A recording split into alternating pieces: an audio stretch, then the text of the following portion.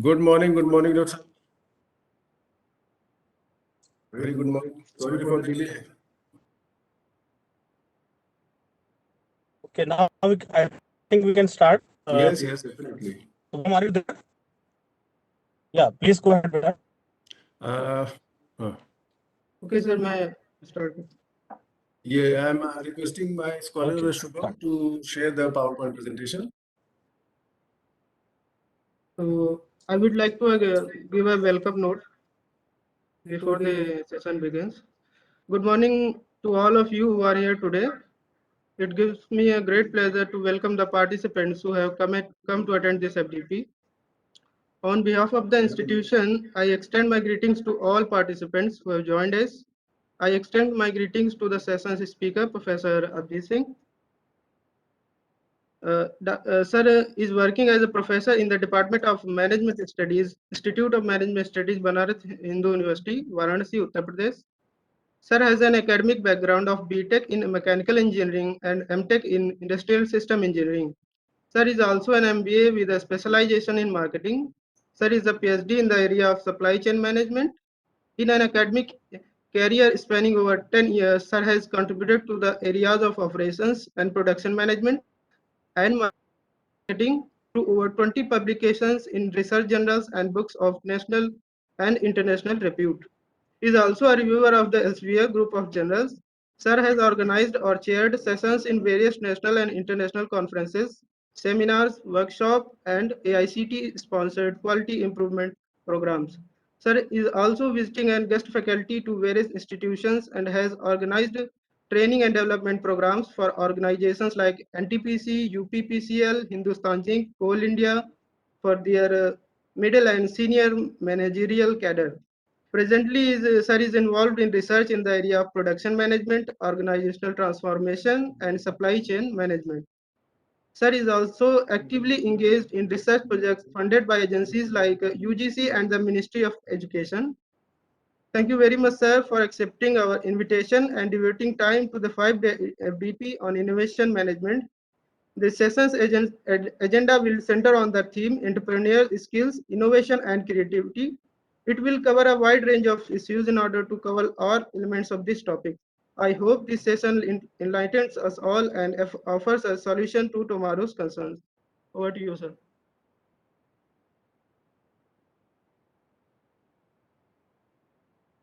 Sir, unmute your mic, sir, please. Thank you very much, Shubham. And I hope I'm audible. Yes, sir. Okay. So very good morning to Dr. Rajkiran, Dr. Ramshankar Rao, the organizers of this program, and all the dear participants present from the different institutions. And the theme selected has been pretty important looking at the scenario since the last 1 or 2 years. I think innovation, being innovative, being creative has become quite buzzword. And how to, mend your ways through these tough times is actually testing the level of creativity that one can have. So my particular thematic will be around the entrepreneurial skills, that and how does the two important parameters of innovation and creativity, how do they play a very major role in this domain of entrepreneurship. So before we enter into this presentation and the discussion we have today at hand, there are three basic terms that we'll be looking at. The first one will be entrepreneurship, what it is, a little bit about that. We'll be trying to understand. In the last 3-4 days, you must have dealt with these two words to a large extent, and different domains of these two words of innovation and creativity. We'll have to look at them from an angle of entrepreneurship also. Then we look at who entrepreneurs are and what are the traits they should have, and how do innovation and creativity play a major role in that. And actually, we should be trying to understand that whether innovation and creativity is actually a very critical component of being an entrepreneur. That is one important thing to understand. And then how do these two, I mean, innovation and being creative, how do they actually create a successful enterprise. So for that, we'll have to enter into the domain of some enterprises and see how they actually were created and what innovation they brought in to the table. And does innovation actually affect revenues and growth? And these kind of issues we'll be trying to look at. So with this background, to start with, we'll look at what entrepreneur is. So the next slide, please. So, the entrepreneur, as we know, actually, there are numerous definitions of the entity entrepreneur. So, individual who creates a new business. Pretty simply put, any individual who forays into the domain of creating a business enterprise is called an entrepreneur. Then, to add to it, we add some important issues around that particular simple definition, and we say that it is somebody who's bearing most of the risks and enjoying most of the rewards.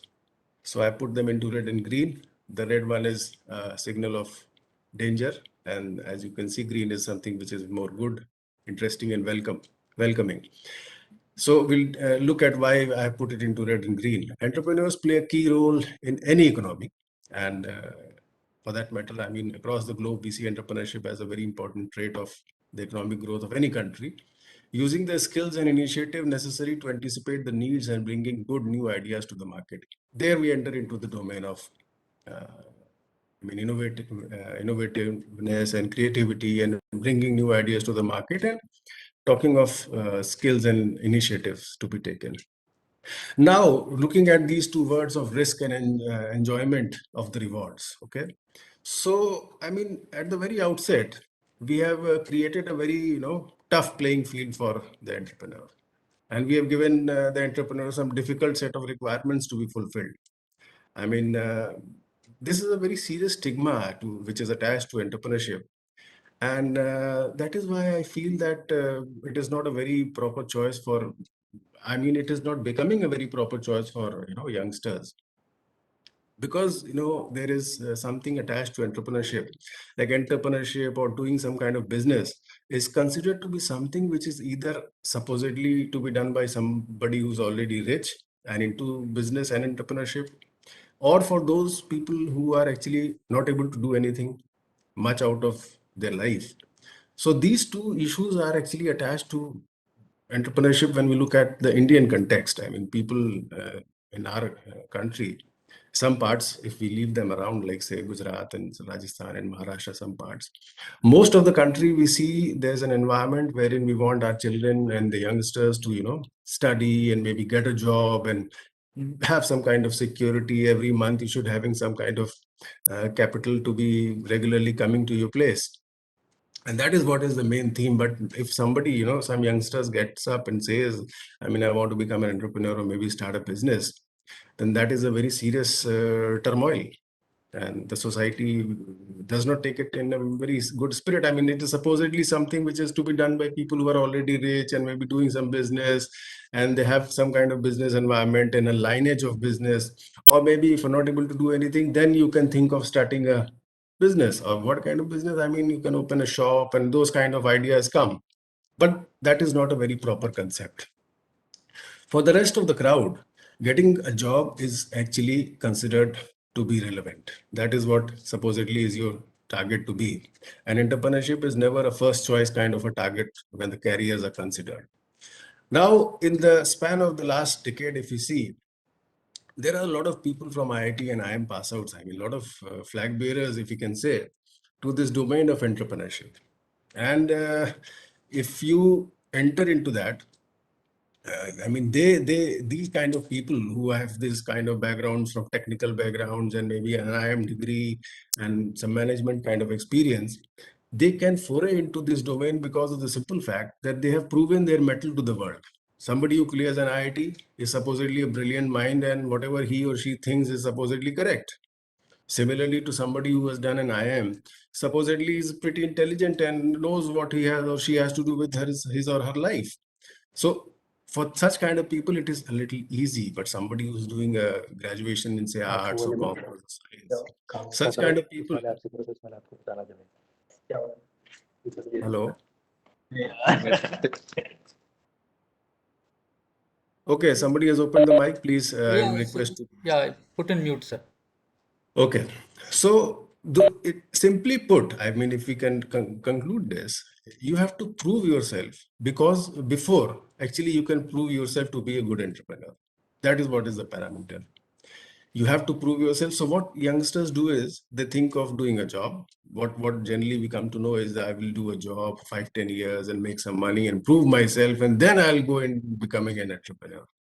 So, I mean, is entrepreneurship such kind of a stigma that you have to actually prove yourself? And that is one serious constraint, because we are from academics, we have to understand this issue pretty well. Okay, next slide, please. So now we look at what kinds of enterprises we have. I mean, what are the different kinds of entrepreneurship one can do? One is the small business enterprise, and like the kirana shops and maybe some kind of a store, or maybe some logistics kind of business, and a small setup, or maybe some manufacturing units. Then there is a scalable startup kind of an entrepreneurship, wherein you start with the small scale and then you multiply. Maybe you open a hospital and then you start a chain, or you start some kind of delivery service, and then you enter into new cities. You start some kind of service wherein you supply some kind of product or service, and then you multiply. And such kind of business are scalable kind of. The large company enterprise, where you start with some kind of heavy manufacturing, or some kind of big unit was set up, and greenfield kind of project. And fourth can be a social kind of entrepreneurship, wherein the society is benefited by what kind of entrepreneurship you do. But looking at the burden which an entrepreneur has, the entrepreneurial burden. So, because we are talking of innovation and creativity, I mean, the first burden we put upon an entrepreneur is being an innovator. You have to be an innovator first. Point number one, the first burden. Then you have to be a risk taker. These are serious terms we put across. If you want to enter into entrepreneurship, you have to be an innovator, you have to be a risk taker, you have to be an expert of financial management, you have to know where your money goes and where it comes from. You have to be an expert in that. Then you also have to be a people handling expert. I mean, you should know how to handle people, maybe the people inside the organization and then outside the organization, the customers, the client, the environment, and everything. Then you should also have some kind of soft skills, public dealing kind of skills, communication, and those kind of skills. And then you have to be a technically skilled person also, because the nitty-gritties of business are, more of technical. Then you have to have some kind of idea of engineering, and some of mathematics, and some statistics, and a lot of things you have to be. I mean, you have to be an expert. That is one, if we put it all together. Now, I find this word risk very, intriguing. I mean, let's have an understanding of this word, which is such an essential component attached to being a good entrepreneur. Okay, to the audience, what actually do we understand by this term risk? Anybody?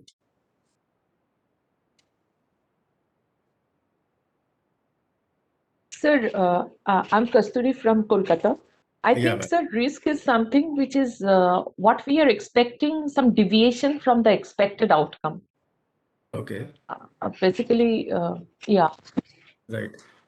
Very nice. Anybody else?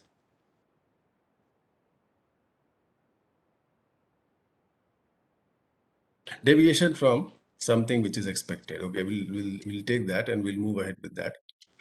Now, looking at these kind of requirements, I mean, we are looking at somebody who's a superhuman, some kind of a superman or superwoman. Only such kind of people can become entrepreneur, with all kind of know-hows and all kind of skills, and then business decision making experts and all those things. Now, looking at what you have told me about risk, deviation from a set pattern or maybe expected patterns. Okay, we say that entrepreneurship or doing a business is risky. I mean, that's a standard line. Whenever somebody says, I'm going to do a business, you are going to enter into risky domain. Very good. That's true. If you look at statistics, I mean, we always need some support. We cannot say anything like that. We have to have some support, and mathematics and statistics are good supports. So, if you look at statistics, the number of people who are failing in entrepreneurship is less than the number of deaths we have on the roads, right? So did we stop going or traveling on the road? No, we didn't. We didn't stop driving. We didn't stop flying. We didn't stop traveling. But we always attach the element of risk to doing a business, to entrepreneurship. And that is one serious thing we should look at. If walking on the road is safe, doing business is pretty much safer than walking on the road. We are sitting in a room. I mean, the building has been built very strongly and it has never fallen down. But then who knows? And it is a certainty that it won't fall down. But then deviation from the certainty, as you said, is a possibility that can always happen. But we never think of that as a risk. The fan on our heads can always fall down. I mean, it is not written somewhere in the text that it is never going to fall down. It can, and it's risky. The car we are driving may have a brake fail. I mean, it's a machine. It can always be out of order someday. But then we never attach risk to that. But we attach risk to something which is, I mean, as uncertain as anything. But then we are attaching a stigma to that activity of doing entrepreneurship and saying that it is risky. Should look at it. I mean, that should not be said. Okay. Then in business decision making, when we say that there is a term, I mean, you must have heard of it, make or buy. Make or buy decisions are there. You must have heard of them. For example, there's a company called Maruti Udyog. Okay. Maruti Udyog manufactures cars. If the CEO or the vice president or the head of the organization thinks that, see, our every car that we make, I mean, we make thousands of cars every day. And for every car, we are buying 5 tires from MRF or JK or C8. So why don't we enter into this tire manufacturing also? I mean, that's a good idea, no? You are giving so much of money to them. Why don't you start doing that thing? Then somebody in Maruti can come with an idea. I mean, for every car, we have to buy so much of, glass and plastics. And why don't we enter into this manufacturing unit of glass and plastics? So do they do that? No, they don't do it. I mean, why don't they do it? Why doesn't Maruti, or for that matter, anybody who's making cars, does not manufacture tires? Because that is not their domain. That is not their expertise. That is not what they are expert in. That is not their core competency. That is what is a make or buy decision. And the point is, we have to put such kind of decisions into our entrepreneurship concepts also. When we talk to youngsters who are entering into this domain or want to enter it, we should be encouraging them. I mean, you don't have to be an expert in anything. Apart from the basic idea and concept that you have, there is somebody who's an expert in mathematics, somebody is an operation research expert, somebody is a financial management expert, somebody is good in writing, somebody is good in technical skills. You hire them, you buy them. No, that is what is a make or buy decision. And all economic entities are following this principle of make and buy except us. Why do I say that we are not economic entity? That's a very different story some other time. But then, like any other decision of make or buy, we should not be burdening the budding entrepreneur or somebody who's entering into this domain by asking him to be a all kind of an expert in everything. Like, for example, Dhirubhai Ambani was not from some IIT or some IIM, but then all these students of IIT and IIM work for him. That is what is the issue. You have to be an expert in that idea, how to hatch it, how to make it grow, how to expand it, how to multiply it, and a number of things around that idea. But then you should not be you need not be, I mean, an expert in all those things. There are other people to do that. If you are going to be a master of all, jack of all trades, you're not going to be a master of anything, and that defeats the whole spirit. Okay, with this input, let us redefine this concept. Next slide. An entrepreneur is someone who decides to be free from the bounds of a routine. That sounds a little better. Work and timeline restrictions, and decides to do what they believe in. This appears to be more motivating. Now, who decides to share the somebody who decides not to share the fruits of his or her labor? That definition also is pretty interesting. Somebody who thinks that the vision they have will keep them restless for an indefinite amount of time, but will become a legacy for times to come. I don't say that doing business or starting an enterprise is easy. It definitely needs a much higher effort than, doing a routine mundane job. But then after it, you'll be, creating a legacy for all times to come. Okay, looking at the skills part. What are the skills? Next slide. Skills needed by successful entrepreneurs. First one, visionary and leadership quality. Something like, at the very initial stage of industrialization, if you look at it, Henry Ford, he manufactured the first running automobile and called it the Model T. And I mean, if you know about it, Model T was the first manufactured car one could purchase actually. And even that being the only car available in the market at that time, there was a marketing campaign created around it. I mean, there was a punchline for that model, and it said that, I mean, you can buy it all in all the colors unless and until you want it in black. And because the paint shop only had black color, the car was available only in black color. But then Ford did not, think that, I mean, this is the only product. What is the purpose of any marketing or something? But then they did it. Then visionary and leadership quality is something like, Tata Steel purchasing Chorus. They were at number 35, and their approach of growth was greenfield. But then one fine they decided that this way, I mean, we'll be very slow in our growth, and they thought of taking up a company altogether, acquiring an organization and jumping up to a very high number 5 or 6 position in steel manufacturing. So those kind of things are some kind of vision and leadership qualities. Then creativity and critical thinking. Creativity will be elaborating also, but then just a basic idea of the skill set of an entrepreneur, creativity and critical thinking. Now, if you look at the different kinds of businesses that have sprung up, in the last half a decade or a decade. Now, what are the sectors? For example, if you look at the last 2 years during the pandemic, what are the sectors which have used this pandemic as a business opportunity? That is actually critical thinking and creativity. Now, people have left, if God forbid, somebody has lost his or her job, they have ventured into new kind of works. I mean, they have started a lot of grocery stores have come up. Then home delivery, I mean, it's something so common nowadays. Even the local Kirana fellow is nowadays giving home delivery unless and until he or she has to survive, because that is what is happening. If you don't do a home delivery, Amazon will do it. A Flipkart will do it for you, and then there are n number of other people to do it.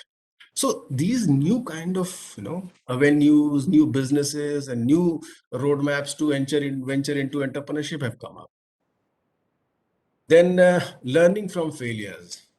Now, failure is something which is, I mean, very close to my heart, and much closer compared to success, because actually the best teacher is a failure, and success is nothing much to teach somebody if you look at it that way. Failures actually are the teachers, the pillars of life that you actually learn something from. And as a good entrepreneur, somebody has to analyze the reasons behind failure, not actually looking at a negative way.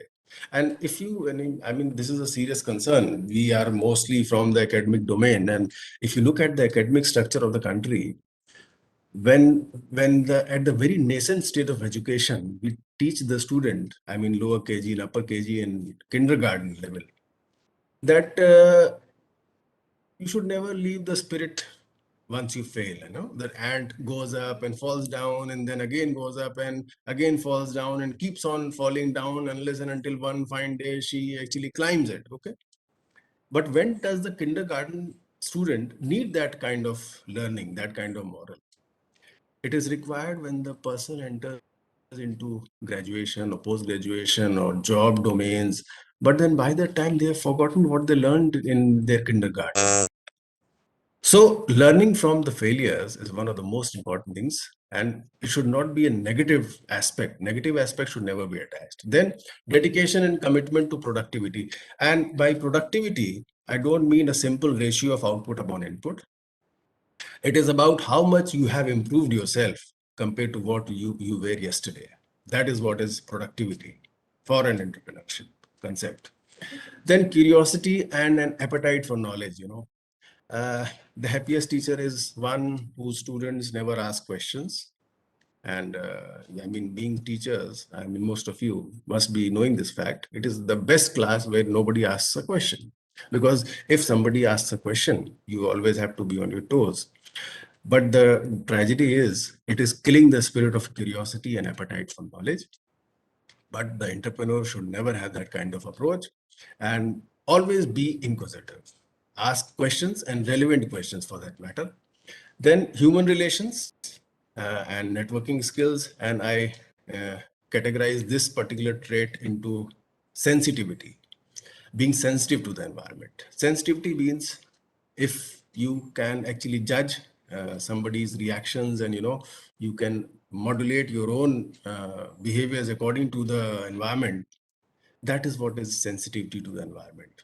And being smart enough, that is what is human relations and networking skills. One of the most important things in entrepreneurship, because you have to deal with n number of troublemakers, so you have to be an expert in that sensitivity department. Then confidence and conviction. And this confidence and conviction has to be more at the implicit level. I mean, it should not be something which should be overtly shown, but then it should be more inborn. It should be inside you that you are confident and having conviction about your thoughts. But then it should not be more explicit. That otherwise it dilutes the approach. Then problem solving and decision making skills. Now, for this, the golden rule is that there is no problem which is bigger than the entrepreneur itself. So problems come and go, but you are the one, the entrepreneur is the one who's always standing there for the next one to come, actually. So with that approach, this issue should be there, problem solving and decision making skills, and one should be apt enough into these kind of things. Then compassion and emotional intelligence. Always put yourself into the shoes of others, your customers maybe, or the people you are buying from, and your dealers and distributors and everybody. So empathy and being sensitive again. Okay, next slide. Now, the steps of the entrepreneurial process. The starting point is the idea generation, wherein we enter into creativity and innovation. Then germination, recognition of that idea, then preparation, the planning of that idea, how it has to be done, and incubation. This is the in-house activity. And when it actually goes out in the practical aspect, the part two starts, wherein the first unit is feasibility, do some kind of studies around the idea, use it and see on a small scale, something like that. Then illumination and realization of what issues should be, dealt with, how to modulate it, how to make changes in it, and then re-implementing it, validating it, verification of that idea. And finally, it goes into the implementation of that idea into a good business model. Now, to understand the importance of the second part, I'll give you a very important example. If you must have heard of this organization, which started somewhere in April 2014, it was called as Pepper Tap. It was a grocery delivery startup. It started in April 2014 by Mr. Milind Sharma and Navneet Singh. These two people started it, and both were from IIMs. And during the first 18 to 20 months itself, thanks to venture capitalists, that was a very important term those days, even today, thanks to venture capitalists, this company actually became more than 100 million company. And then in the next 6 months, it closed down in December 2016. The reasons? Part two of this steps, if you look at it, and I'll explain you what it is. First one was the reasons for failure. The first reason for failure of this company was it had a failed product market fit, PMF as we can call it. Now they launched the service at a very large scale, at the very outset, some 17, 18 cities they covered up. And without evaluating and rectifying the possible issues, problems in the pilot market, maybe one city or a small town or, two cities at the max, they did not do any kind of feasibility study. They did not do that. And after that, what they did is they scaled up a loose service with a lot of problems without solving those problems on a very large scale. 17, 18 cities at the very first go.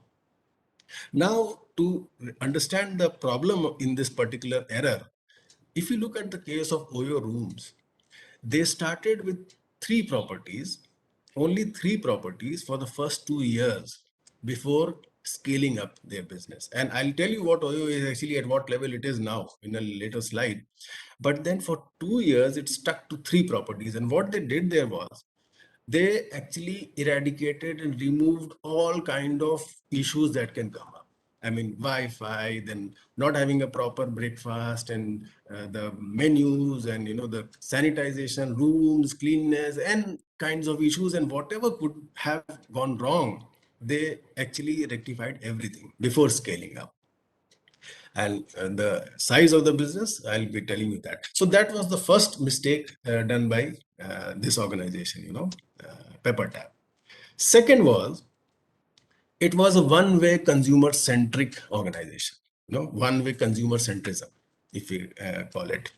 Now, it is an aggregator business. Aggregator business, all aggregator businesses, like what is an aggregator business? Something like Swiggy, Ola, Flipkart, Amazon, etc., where you have customers, on both ends. So those kind of business, this also was the same kind of a model. Now, the vendor end of Pepperfry was, who was the vendor end? I mean, from where you get the grocery, kirana shops and such kind of local outlets, and such kind of people who were in 2014 neither very tech savvy, nor that the company did create any kind of platform to make them tech savvy or help them to with technology. And because of that, the purchase aspect was very, shabby. I mean, it was all scattered and it was very tough to, consolidate it. That was one problem they did.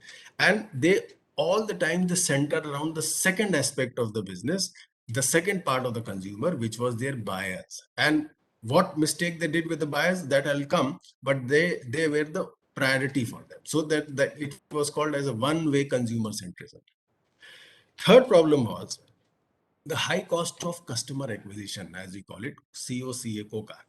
And for this company, this particular company, it was 110%. How it is 110%, I'll tell you.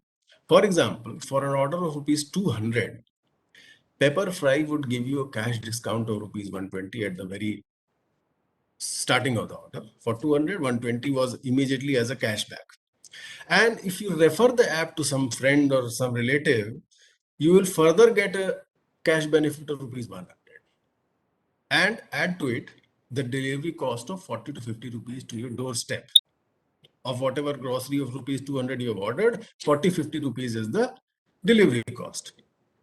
Now you can imagine for an order of 200, you are running into costing of about 250, 260, resulting into very high cost of customer acquisition. Of one customer, you are actually spending about 120% of the revenue that the customer is giving you. That about 120% you are giving back to the market, and that is the cost of one customer.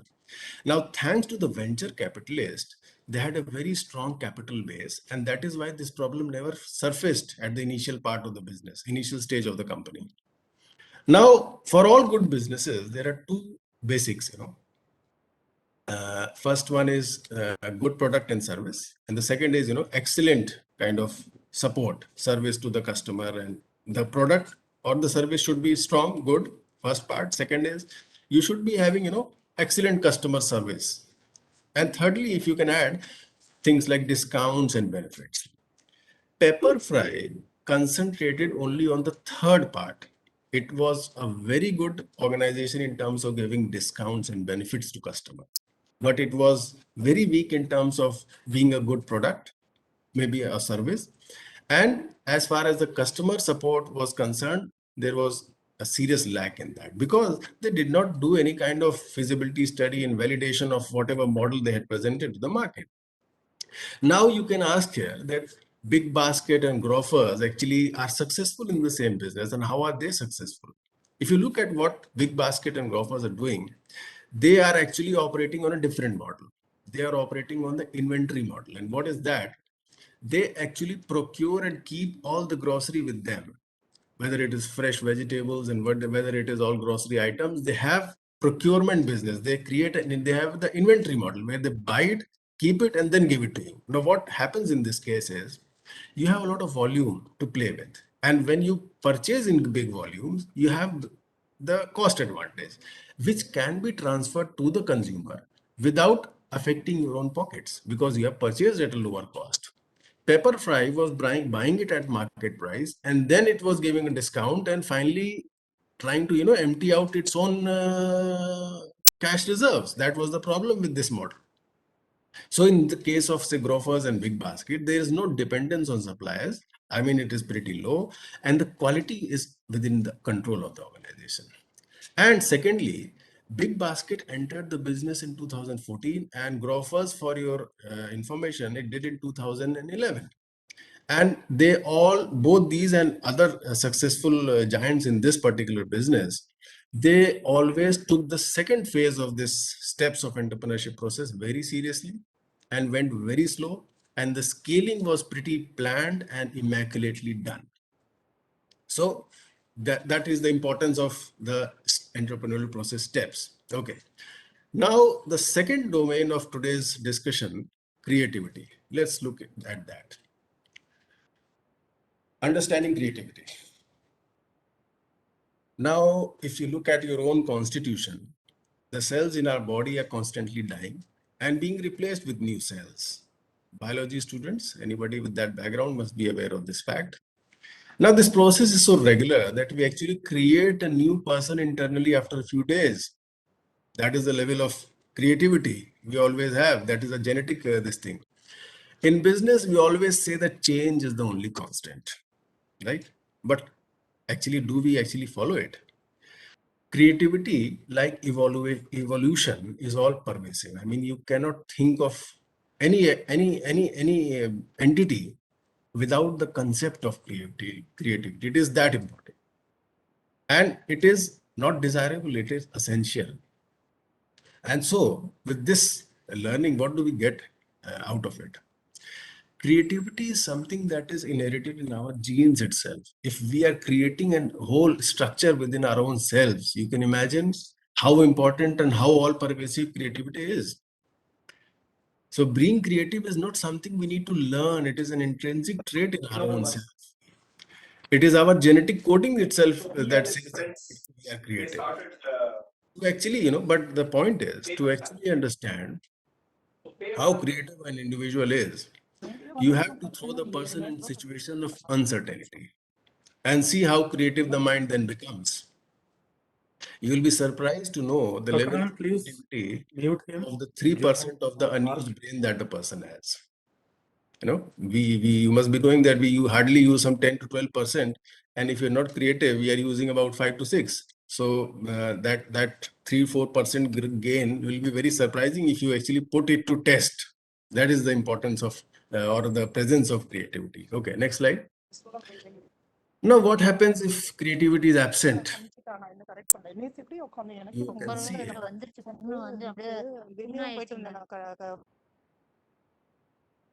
Excuse me, somebody has forgotten to unmute the mic. I put him mute, sir. Okay.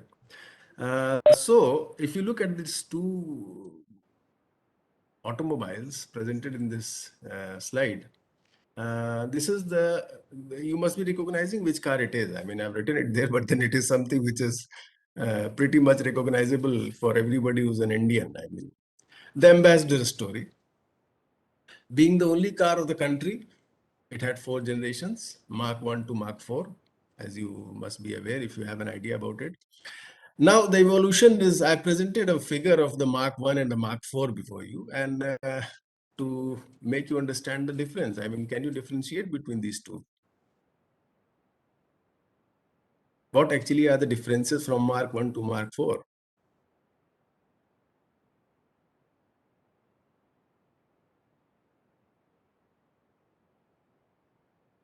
And the time span between these two models was 40 years, 35 to 40 years. Mark 1 was about 1950s, 60s, and this was about something around 80s or 70s, 80s. This was 40, 50s, maybe some 30, 40 years of gap. And if you can think of any other automobile with this gap of 40 years, you will find a sea change in the car as a product, and for all products. The absence of creativity and innovation is so serious that it actually killed this product to an extent that being the only car of the country, I mean the Fiat, and this was a collaboration, Premier Padmini was made with collaboration with Fiat Italy. But this was the car that was made by Hindustan Motors in India, and it was the only Indian car. And it could not survive because of the innovation and creativity in its design and specifications and all those things. You can never differentiate an ambassador which is new and maybe something around 50 years old. That is the beauty of, and that is the reason for its failure, if I can say that. Okay, next slide. Now, if you try to put a definition to this whole idea, the ability to make or produce new things using skill or imagination. One, the tendency to generate or recognize ideas, alternatives, or possibilities that may be useful in solving problems, communicating with others, and entertaining ourselves and others. Okay. Two, then deviation from traditional ways and development of new ideas and philosophies, methods, or objects. All these put together, and maybe some more, are the definitions, if you can say, of creativity. Okay, next slide. Now, a depiction of the origin. How did we enter into this era of creativity? How did creativity become a buzzword or became a word itself? How did it originate?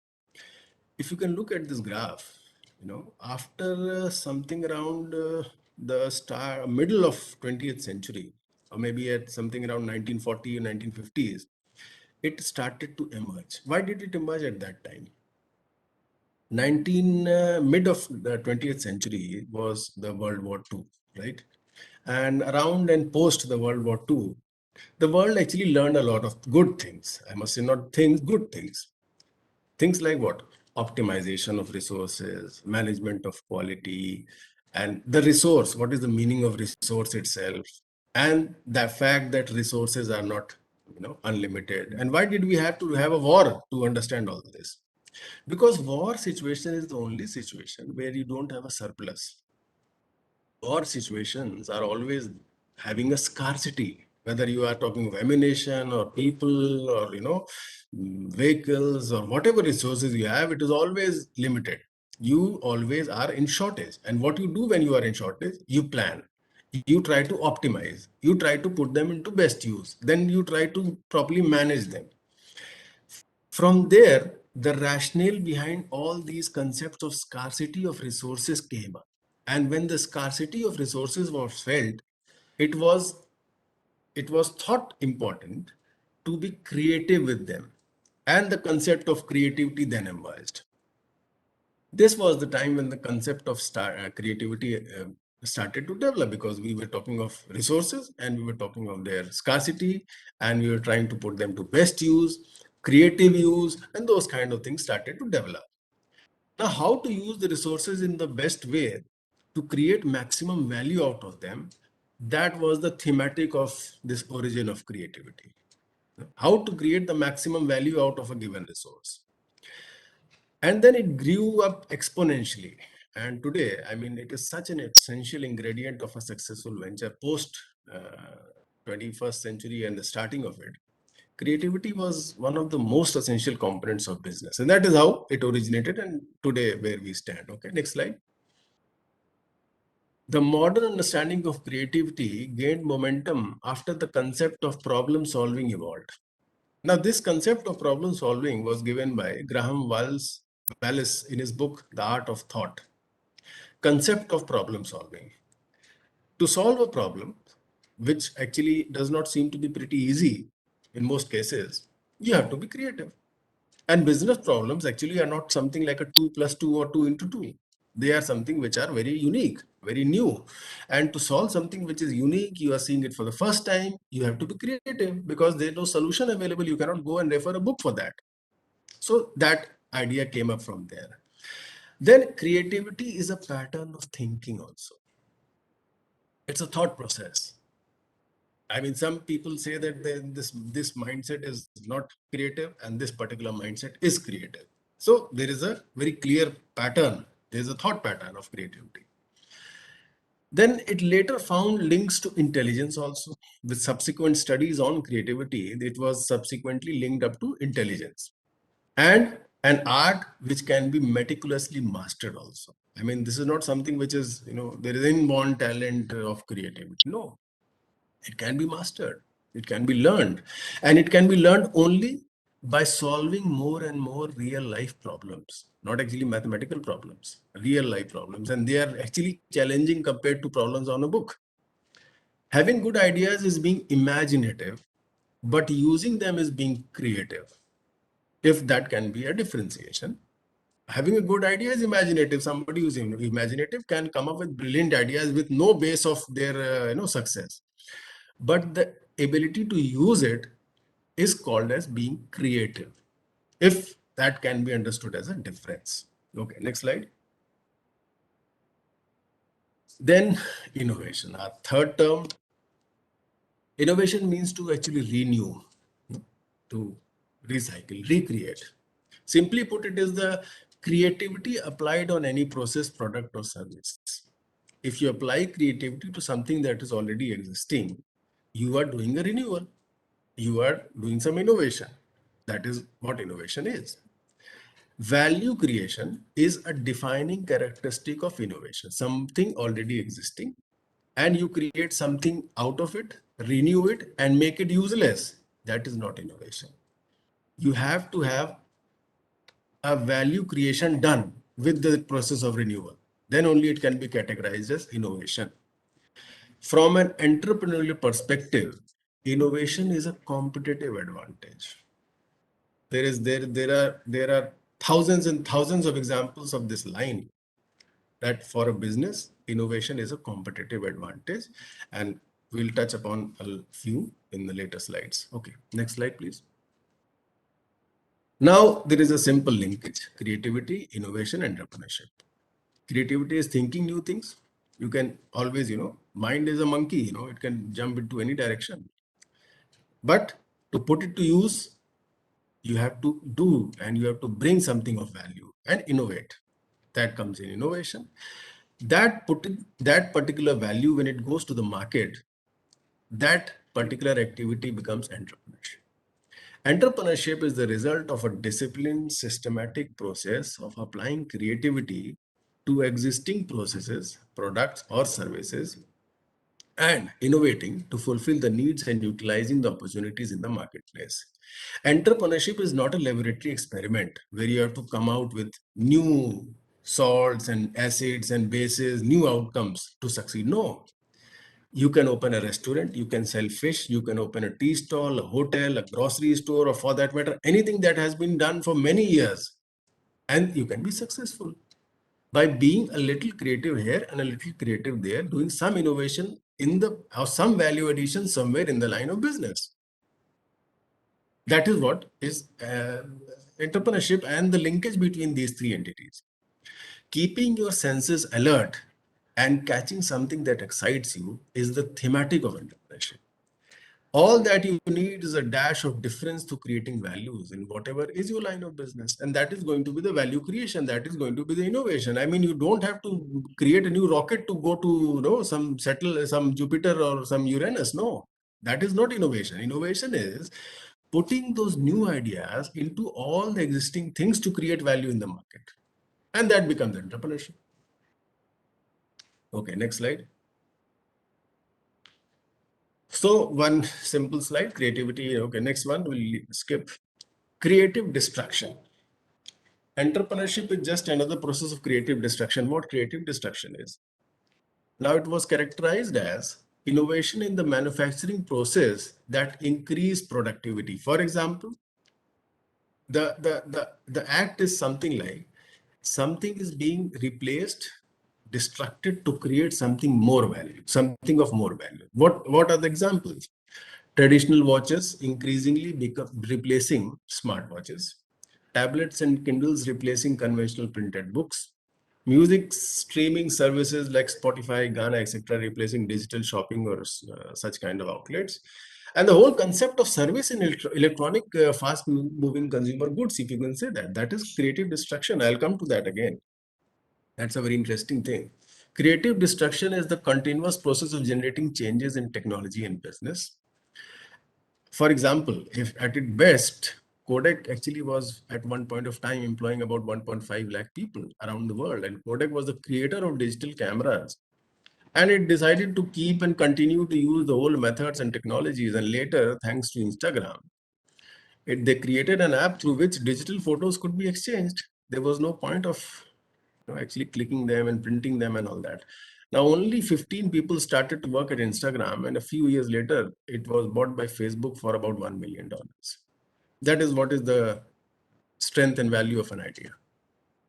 And in 2012, Kodak was declared bankrupt. Next slide. There are numerous examples of creative destruction. How do you purchase your flight and train tickets? How do you travel? How do you transfer money? How do you buy commodities, groceries, food, vegetables, garments, everything? And if you want to bring in innovation into this concept of creative destruction, how do we breathe and how are we going to breathe in future? And I'll come to all these points. Remember, standing in the long queues of reservation some 15, 10 years ago, or maybe 20 years ago. How many of you remember that? Going to the railway station, reservation counter, standing, filling the form and waiting for your chance to come. No, that was the way it happened. And how does it happen now? IRCTC on your mobile, or your maybe agent on a mobile phone. That is how it is done. Change, creative destruction. Now, how do you travel? I mean, once you are planning a trip, I mean, on a train or on a flight or maybe a car, you think of taking a keg of 5-10 liters of water. No, thanks to Bisleri, you're going to get water everywhere. So you never even think of the concept that somebody has put in 20 rupees bill on a liter of water. But somebody was thinking around that idea about some 20 years ago. And that is what we are doing today. And how do we transfer money? Money orders, how many of you are doing it now? I don't think anybody is doing it. I mean, you have all the banks on your mobile, and then you have internet banking, and then you have all those phone pay and whatnot. Thanks to Ashneer, this phone pay, Google Pay and all these services. So transferring money, it has changed dramatically. Purchase, how do you do it? Flipkart, Amazon, all your local kirana shops are on mobile nowadays. So you don't have to bother about going anywhere to do it, Then commodities, okay. And regarding innovation in these ideas, you know how difficult it is to breathe nowadays, and somebody is sitting somewhere and thinking of packing fresh air for you to breathe. Some small units, 1-2 liters of fresh air for small children to carry on their backs, and then big families traveling around some big jars and containers with 3-4 outlets for 4-5 people to breathe. And that is what is the future. Somebody is planning around it, and there are brilliant ideas happening. Such kind of ideas are going to be the future. You are going to see that. Family packs of fresh breathable airs, multiple use cases. That is what is the future. Okay. Next slide, please. Entrepreneurial creativity. This was something I saw about a few days ago. There's an auto wala, and he actually has all these things in his auto. He has magazines, and then he has Wi-Fi, and then he has, what? TEDx. He has been a TEDx speaker. Books and mini fridge, Wi-Fi, TV, iPad, everything is there in the auto rickshaw itself. So how many people are driving auto rickshaws? This gentleman could have done it that way, because you sit in that and you give the money and you go. The experience which is being created in this particular auto is the talking point, and that is creativity. You are not. He is not taking you above the road. He is not taking in a rocket, but you are traveling in the same entity called an auto. But the difference lies in the way the journey is being done. Okay. Next slide. Now these are some entrepreneurial ventures, and we look at them one by one to understand about them. Okay. Cafe Coffee Day. VG Siddhartha, late 1996 it started, and it has over 20,000 employees, 1,000 crores and above revenues. And now with the passing away of the founder, it is now run by Malvika Hegde, his wife. And it has a lot of different units, Cafe Day Fresh and Ground, Cafe Day Express, and Coffee Day Takeaways, and Coffee Day Exports, and Coffee Day Perfect. It has about 560 outlets in the country, and it had at one point of time, it is closing down the international units, but it was operating in about 20 countries at one point of time. And what it is doing, it is giving you coffee. चाय का की दुकान, चाय coffee की दुकान हर नुक्कड़ पे होती है. उसका cafe coffee day banana is actually creativity and innovation. That is the point. Second one, Apollo Hospitals. It has its headquarters in Chennai, founded by Mr. Pratap Reddy, and something around 1983. And Dr. Reddy actually had this idea to create the first, corporate healthcare hospital provider. Hospitals, मतलब पिछले 100 सालों evolution के ज़माने से, we have hospital is an entity we always know, there are so many hospitals around us. How many people actually create Apollos out of them? That is the idea. It is now operating not only in India, Southeast Asia, Middle East. If you go to Delhi, I mean Indraprasth, a lot of people from Dubai and Middle East and are regular visitors to units, and they are not actually visiting them. They have been patients to the UAE units, Dubai units, and then for some particular consultation, they are coming to India also. That is the way it is. Revenues of over 11,000 crores, and the innovation part of Apollo Hospital, that has to be discussed, innovated into telemedicine after its pilot project named as Aragonda. And what is Aragonda? Aragonda is name of Pratap Reddy's village. The beauty of entrepreneurship is that you can always start businesses in your or your family members' names, and the legacy can, live for hundreds and hundreds of years if you can think of that. Apollo Pharmacy was again a subsidiary of Apollo, this hospital. It started in 1987. It has over 4,000 outlets in 21 states. And what is the generic name of this business? It is a hospital. Third one is Shadi.com. Shadi.com started as a unit called Sagai.com. And it is a people group company founded in 1997 by Anupam Mittal. Anupam Mittal आजकल आपको मिलते होंगे, वो shark tanks वगैरह बहुत आ रहे हैं आजकल. Online matchmaking and wedding services with core markets in India, Pakistan, and Bangladesh.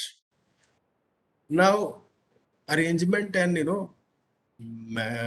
selection of brides and grooms actually was never supposed to be done this way, actually. And now the level of business is such that it has offices in Canada, UAE, UK, and US. And I mean, this is the go-to point if you are looking into that direction.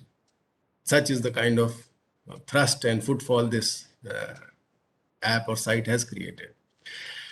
Now, talking of more innovation, it has opened its first wedding center in 2004. Now, apart from matchmaking, it has gone into arrangement of marriage, preparation of marriage. That is, they have ventured into that domain. So 2004, they opened their first marriage outlet in Mumbai, and now they have over 100 such outlets in different cities, wherein you just give it to them and they'll do everything. If you have to just give it to them that we have this date and this is the program we want to have it there, and they'll arrange for everything, all the functions, the invitations, the logistics, the stays, and everything they'll do it. And this is the second line they have started. In 2009, they collaborated with Star Plus for a marriage-based reality show. And subsequently, a lot of other things. I mean, they have diversified and created a lot of buzz. Oyo Rooms and Oyo Hotels and Homes, as you can, they have registered it in that way. Oyo Hotels and Homes started in 2012 by Ritesh Agarwal. From budget hotel, starting from budget hotels category, it is now over thousands of hotels, vacation homes, and millions of rooms in over 80 countries across the world. That is the spread. Over 5,000 employees work there, and it has revenues of over 4,000 crores per year. That was for 21. Now into the innovation part, creativity. And what actually it is doing, I mean, you have hotels, you go to them, you check in, and they give you a platform. That is what the business is. They give you a platform where you can, go and register and see availability in different cities. What kind of rooms, what facilities, take a look at the room itself and number of things. And that is what is the business model. In 2016, Oyo raised $1 billion as funding. In 2019, Ritesh Agarwal signed a $2 billion deal with a firm called RA Hospitality Holdings to buy back 30% of his own share in the company. And because of this buyback, the company's valuation jumped to $10 billion now in 2021. Magic Bricks, again, what they do is, this is a brokerage unit. You go to Magic Bricks. It started in 2006. Sudhir Pai was the founder.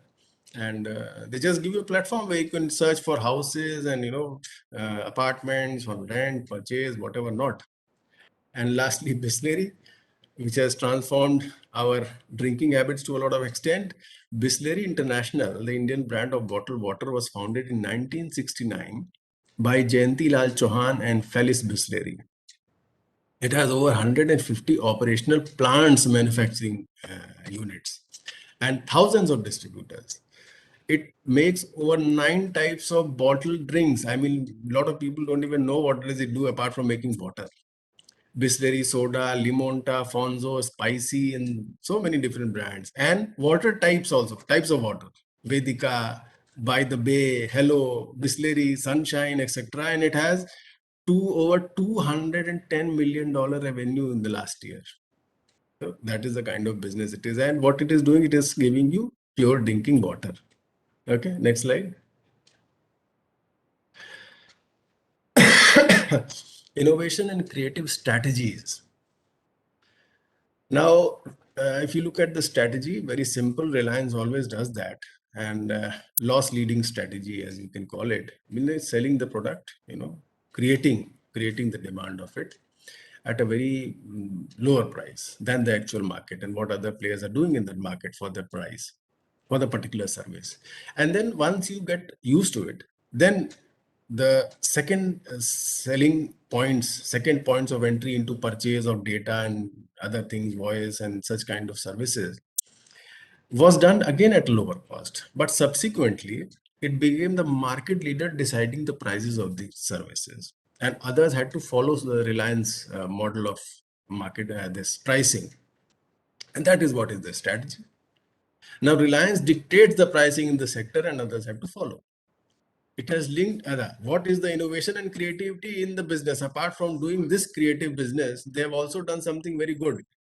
It has linked almost all its aligned business to the SIM card that you have and created a single window access to all its businesses through Geo. You can go to GeoMart, you can go to Geo this, Geo that, and hundreds of Geo entities are attached to this particular SIM card that you have, and you can access everything from there. You can buy, you can see a movie, you can do, transactions, monetary transactions, and everything. You can pay all your bills and whatnot. One-stop solution. Next slide. Achha, okay. Then market-based strategies. Now, McDonald's faced the challenge of adapting to local tastes. No, that was one serious problem. McDonald's had to, once they enter India, it was a serious challenge of adopting to local tastes. Now, India, the second point of market-based strategies, India, if you know, is the only market where electronic FMCGs have a service network. No, the Indian market is such. We'll come to that point. Transnationals like Toyota have a diverse product marketing and pricing strategy across continents. And it is a very difficult task actually. Working in 5 continents, having different products, different marketing, different pricing strategy is actually serious tough job. Then LG's story is the proverbial third time lucky story. These are all different examples of market-based strategies of creativity and innovation. Third time lucky. Why third time lucky? LG, if you know, had entered twice in India through joint ventures and it had failed. Finally, in 1998, LG made its final entry and all by itself, no collaboration, no joint venture, and with a pretty India-focused approach. What was this LG India's focused approach? What do we understand by this India focused approach? And that approach was service. If you know the players of that time, like Panasonic and Sony, and they were heavy names actually, Japanese name and quality support was there behind those big names. But LG had a very serious approach towards service. It actually used it as a USP. It invested heavily on creating a service backup network and created an image of being the best service provider in the electronic FMCG sector. If Sony had a brand image of quality, LG had created an image of being the best service provider. That was the differentiating factor they actually utilized for the Indian market. Now, this may not directly fall into a category of innovation, but it does fall into the category of being creative and thinking something new as a strategy. This is exactly what we mean by being creative and innovative in business. You don't have to be a scientist. You are not required to be a scientist. You have to be creative and innovative in a different approach doing the same business. LG was not selling something else. It was selling the same TV, the same washing machine, the same music players and everything which others were doing, but it had a different approach to target the market. That was the point of differentiation. I mean, creativity and innovation. We don't need to make a new chemical formula to be innovative. Businesses need just to add some value to existing models to succeed. Okay, next slide. Innovation and conviction, we'll leave that. Okay, there are certain myths about innovation. We'll touch upon those myths one by one before we end this. Innovation is planned and predictable. This is a myth based on the whole concept that innovation should be left to the research and development department of the organization. Actually, innovation is pretty unpredictable and may be introduced by any unit or individual. So it is an all pervasive kind of activity. It is not actually planned and predictable. It is not somebody's duty to be innovative. It is a all pervasive act of the organization. First point to remember. Next slide. Second, specification should be thoroughly prepared. Thorough preparation often takes a little time, but it is more important to use a try, test, revise approach. Otherwise, we have seen earlier, some organizations fail because of this lack of thorough preparation. Before entering the market or during their entry into the market or during the upscaling or different times of their business, one should always be having a thorough preparation before entering into a market or working into a market. And then you have to spend time in preparation and planning. Okay. Next, third myth, creativity relies on dreams and ideas. Dreaming is an altogether different activity. Actually, it is not related to creativity. Even this is not true. The fact is that accomplished innovators are very practical people. Most of them are. I mean, you won't find somebody more practical than Mukesh Ambani or say Ratan Tata, and they don't actually work on dreams. When Chorus was purchased actually by Tata Steel, if you put it into very simple terms, Chorus was costing rupees 7 and Tata had in his pocket rupees 2. Rupees 5 was taken from the market and 7 rupees were arranged and Chorus was purchased. It was as simple as that. The most simple way to put it was this. Now the point is, it was not a dream of the Tata Group to purchase Chorus. No, it was not. It was a well-planned step and strategy to jump to a very high degree of, at something around number fifth steel manufacturing unit across the world. Because before that, the approach was greenfield approach. You create a plant, you bring in the people. How Jamshedpur was created, you must be aware of that. But that approach was very slow. But the way it was done, it was seeming like Tata Group had a dream of acquiring Chorus and they had put all their fortunes into that particular purchase. In spite of the fact that Ellen Mittal and everybody was fighting to buy Chorus, Tata somehow pulled up that organization and purchased it. But that was not the way it was done. It was done in a pretty calculative, well-planned and well-organized procedure. So innovators are actually not dreamers. They are practical people. They create value in the product or service from the innovations they make. They are not actually some kind of dreaming activity. Now, the fourth myth: technology is the only driving force of innovation and success. Technology can be a driving force in creating a good presentation online. It can help us in that sense, but it cannot be the only driving force of innovation and success. No, if it had been so, all the major products and services that we are developing upon at this stage of our life have been created some 50, 60, 100 years ago. Electricity, light, bulb. We are just, innovating in the basic structure of those products. We are not creating them. They have been created at a time of phase of time where technology was not predominantly there. And technology is certainly one of the assistants for innovation, but it is not the creator. The creator has to be the human mind. Moreover, customers, market, changing demands are the driving force behind any innovation. It cannot be technology. Technology is a facilitator. In fact, market-driven or customer-based innovations have the highest probability of success. The most technology-based, kind of innovation and business ideas, if they are not focused to the market, if they are not focused to the customer, if they are not focused to the requirement, they are definitely going to fail. So technology should be taken as a facilitator, but the idea should be driven according to the market requirements and the customer needs and requirements. Okay, so we'll conclude with the major takeaways. So coming to the first entity, the entrepreneur. We don't need to burden the entrepreneur with all the essentials and desirables of being creative and innovative and technical expert and master of all trades. No, we don't need to do that. Creativity and innovation are the outcomes of being sensitive to the environment, changes that are happening and that can happen, and foresee them. Be sensitive. If you are sensitive, you can foresee them and you can prepare a product or service according to that, and not of some mighty academic degree or education. Now, creativity and innovation are the outcomes of being sensitive to the environment and not a byproduct of a good degree. Being open and vigilant to the present and eye for the future is all the creativity one needs. It is as simple as that. So it should not be taken as something which is very difficult to actually learn and acquire. Creating some valuable product or service is innovation itself.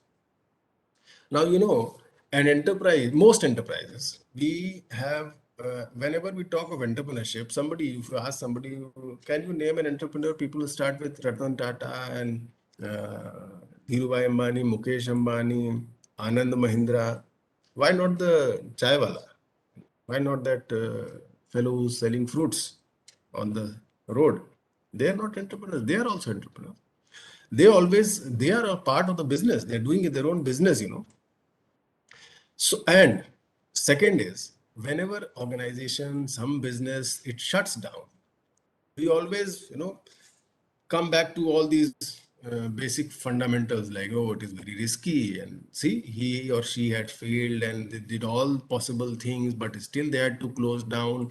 Why does an organization and entrepreneurial unit close down? No, not because of something else. It is because the entrepreneur decides to close it down. And there cannot be any other reason. If there is any other reason, it is a wrong reason. There is no other possibility.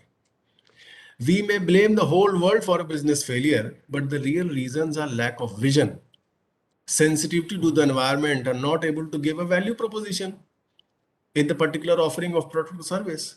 That is the only reason. Not being creative, because if you are going to work the way Ambassador was working, you are going to end the way Ambassador ended. That is as simple as that. There cannot be any other logic behind it. No business will survive if it is not dynamic, alive, and kicking. You have to be on your toes. I mean, we as teachers, if you look at the span of 10, 15 years of the last years of our working in this sector, this industry, have not things changed dramatically? The requirement, the essentials, the desirables, the expectations, everything has changed according to, with time in our particular span of work. So it applies to everywhere. It applies to business, it applies to entrepreneurship, it applies to all kinds of activities. So you have to be on your toes. That is the basic point. Creativity and innovation in entrepreneurship is just as simple about adding some value. You don't have to be a scientist, you just have to be an entrepreneur. You are thinking of making tea, you make it. Somebody thought of making coffee and created CCD, so you can do that. There is no rocket science in that. Somebody thought of opening a hospital and opened Apollo. Somebody thought of opening an education system and opened Delhi Public School. It is as simple as that. So you can also do that. You don't have to create a new kind of business idea. It is not actually required. What you have to create is value in that particular way of working which has been done. If something an entrepreneur must do, if they do not want to be an ambassador, they have to understand the points of creating value. The value of an idea lies in its application, in its use, not exactly when it is resting in your mind. When it is put to use, that is the value. Innovation is taking something that exists and presenting it in a new way. I mean, that is the simplest way. And I actually request you to change your concepts about entrepreneurship and about creativity and innovation. And, tell people, because we are into academics, we interact with a lot of people. So tell them that these are not something which is to be dreaded. I mean, it is as simple as living a sensitive environment life. It is as simple as that. We always understand what changes can be done, but we never do it. So if you are doing it, that is all the creativity and innovation that you are requiring. And that is what an entrepreneur should be. If you can sum up together all these three into one entity. Okay, that is all from my side, I suppose. Yeah. Thank you very much for being a patient group. Any point of discussion, any doubts, please let me know.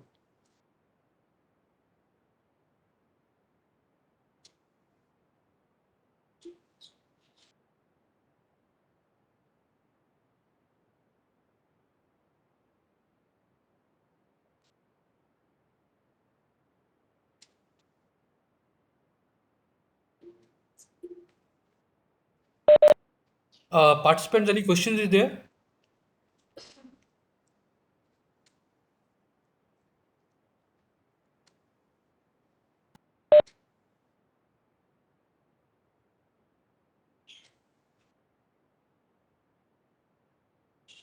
Clear हो क्या? Photo? So I suppose it was either very simple and very easy to understand, or it was very difficult to understand. It's a nice presentation, sir. Excellent presentation on creativity innovation, sir. I think it was very innovative way of presenting the entrepreneurs. So I Okay. think most of them have got the sense that you had wanted to make. Sir. Okay, Even okay. I would like to give one feedback, sir. From day one, whatever we are getting the feedback from, there is one column is there. What type any additional you should mention if you giving presentation to other. So in every presentation, in every feedback, I was mentioned to brief on Indian case study company. So, sir, you have explained all this innovative of all this our Indian company. It is excellent, sir. Oh, thank you. Thank you so much. Yes. Any point of discussion, anybody has some doubt or some issue, please let me know. My simple idea is, we actually need to create such kind of an environment. Our youngsters, they seriously need support, and we into academics have this duty and responsibility to free them from this fear of entering into this domain of doing business. It is very simple. It has to be just planned, and it has to be just patiently done. That is the only thing. There are so many hurdles, even if you're going to do an office job. It is as simple as that. So entrepreneurship has its own share of, but when we bring in all these technical terms, creativity, innovation, and you have to be an expert and you have to be a risk taker. Don't do that. I mean, preach this in such a simple manner that people should be motivated to do something on their own. That is one takeaway I want all of you to please carry with you. Even Excuse me, sir. in our organization also, sir. I don't know what about academia, but I am in industry field. So I had suggested to my management to in our website also make it like contact every details, product details available, contact details, any portfolio, vision, mission, every it is displaying in the website. But Right. also add one UIC, user innovative for customer side. What customer need, there is a suggestion box. So that Yes. help to know what customer also want in our product. Right. Right. No, that's a good idea. You know, people inside the organization working as entrepreneurs are called intrapreneurs. Even if you are doing a job, we can have the spirit of entrepreneurship, and that particular entity is called as intrapreneurship, entrepreneurship within the premises of an organization. So if we don't start a business also, at least we can be intrapreneurs, you know. So that spirit should be there within all of us also.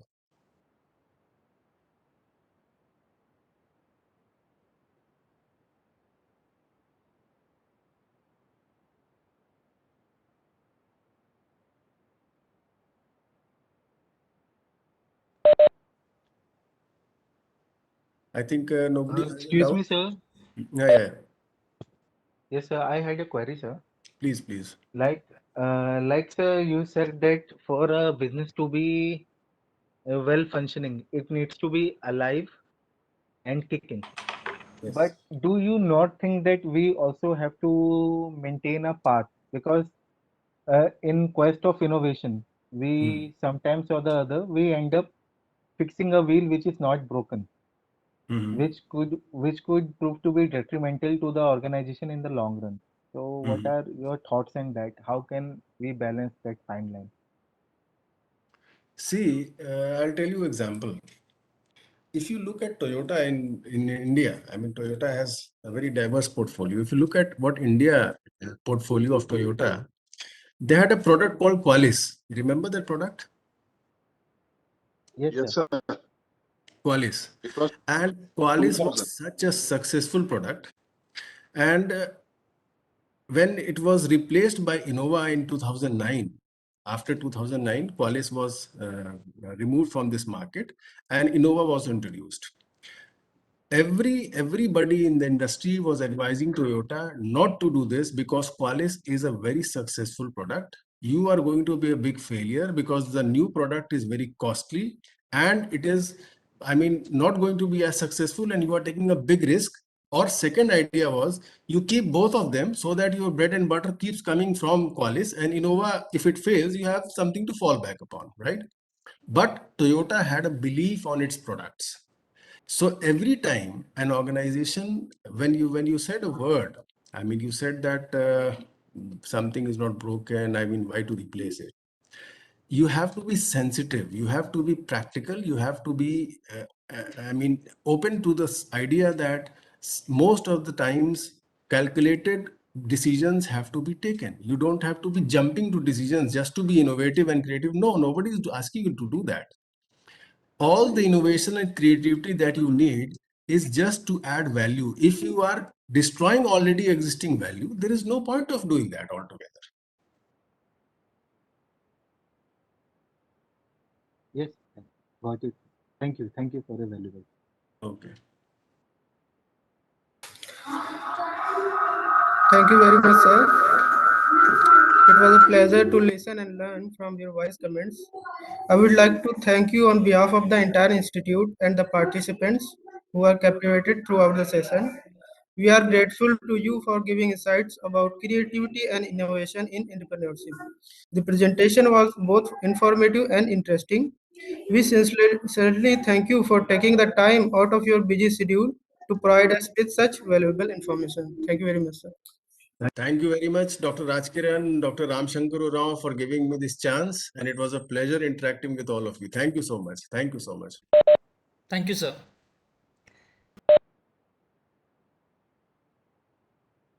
Thank you so much, sir.